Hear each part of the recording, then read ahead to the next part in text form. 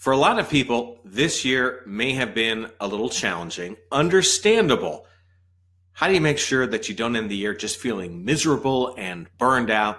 We're going to talk about some strategies that can help you try to achieve your goals as you finish up the year, but make sure that you're able to end your day not so stressed out, feeling like you can come back tomorrow and do it all again with a lot of enthusiasm, not feeling like you're just burning out all the time. I want to give you a sneak peek of a cheat sheet that I'll be giving you a chance to download at the end of this presentation. It summarizes most of the key points that we're going to be talking about, so stay tuned for that. First tip I want to give you, it's all about making sure you're defining your days. I am sure that you're very busy right now. You probably got a lot going on. And for a lot of us, we are working more and more from home. There can be a danger there because the line can start to blur between work life and home life. And often we start to think, well, more work is a good thing. I'm not so sure about that. So let me illustrate this point. I want you to think about cookies.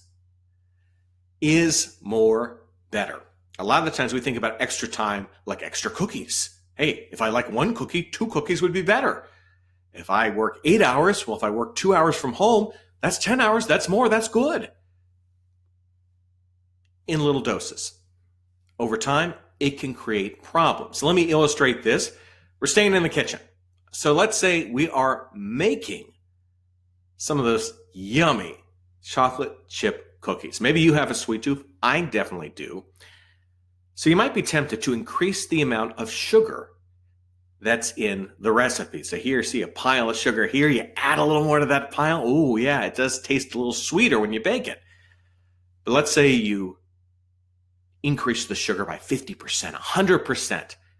Before long, the recipe is just thrown off and the cookie doesn't taste that well. More does not always mean something is better. And often, working harder, it's kind of the same kind of deal.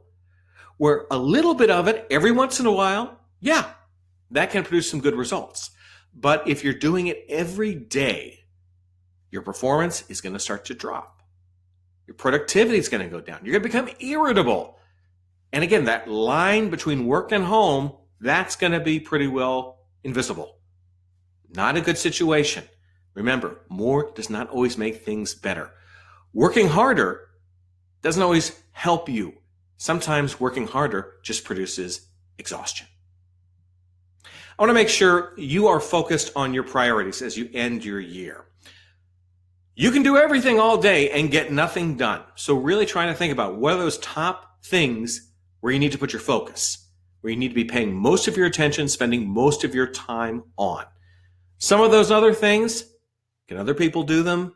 Are they really that important? Or do they deserve as much attention as perhaps you've given them in the past?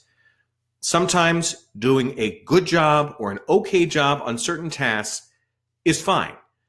Doing a perfect job on that task would be great, but it might take you twice the time and not really give you a benefit for it.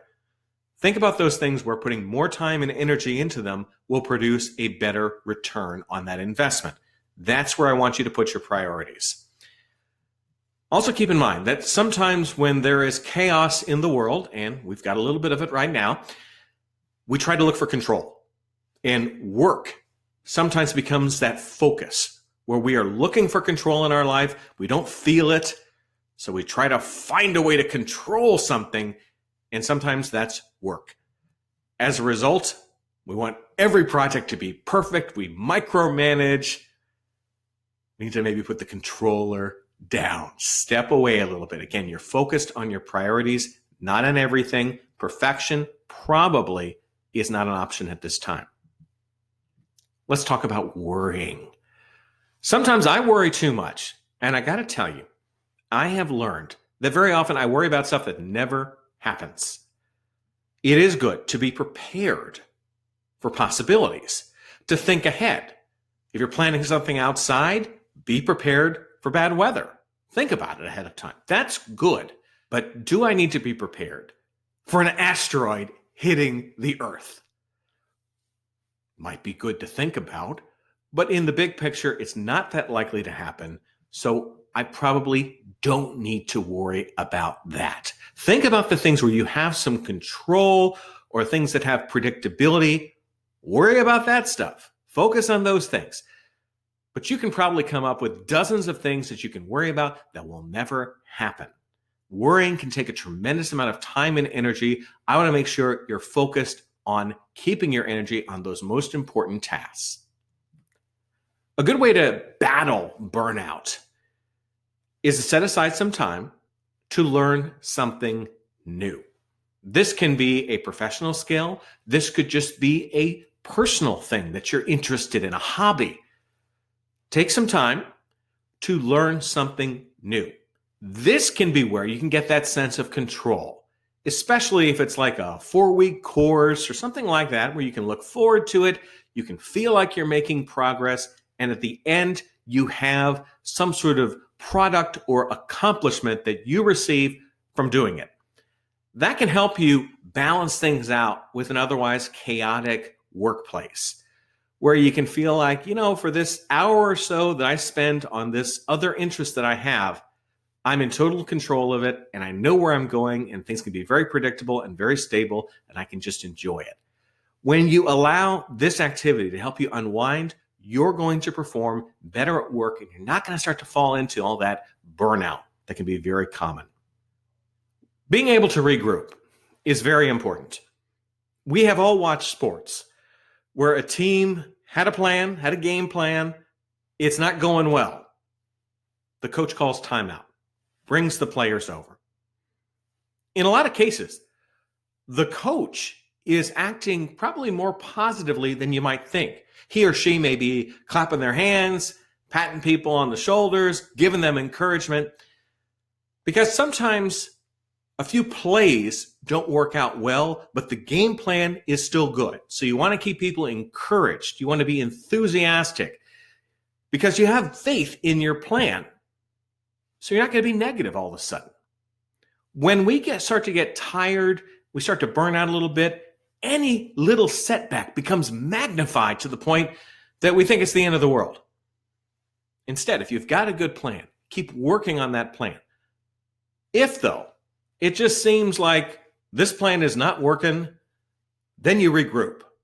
You decide, okay, let's make some changes. Let's make some adjustments. This is a lot like in a sporting event where at halftime or sometime during the game, the coaches say, okay, we're going to let go of that strategy, and now we're going to do something else.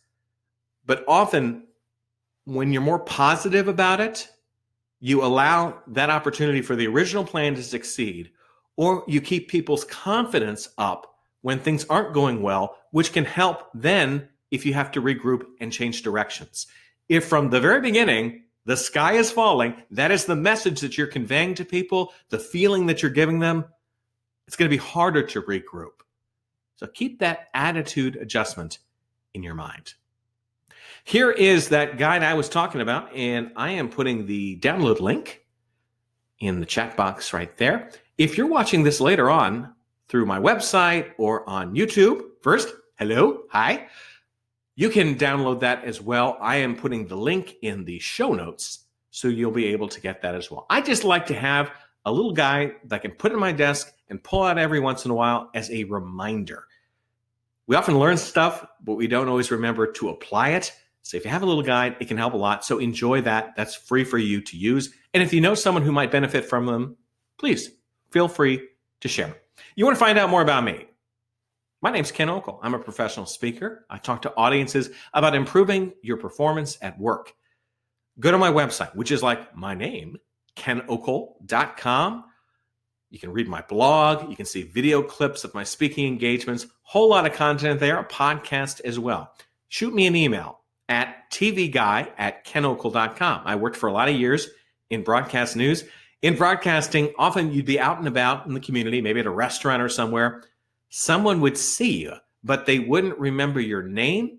So they just say something like, hey, TV guy. Hence the email that I have there. I welcome you also to connect with me on LinkedIn if you enjoyed this presentation. Perhaps in the invitation, maybe write a line or two about how you came to connect with me. That way I'll be able to know where you're coming from. Helps me out a lot. Occasionally, some sneaky people try to connect with me who just want to sell me a bunch of stuff I don't need. That makes me a little nervous sometimes about incoming connections. So just let me know how we met each other. I hope this session has helped you. The end of the year, I know you're trying to probably achieve a lot in a short amount of time. I don't know if it can all be done, but it's going to be that much better if you can avoid some of the pitfalls of burnout. Thanks so much for watching. I'm Ken Okel. Take care.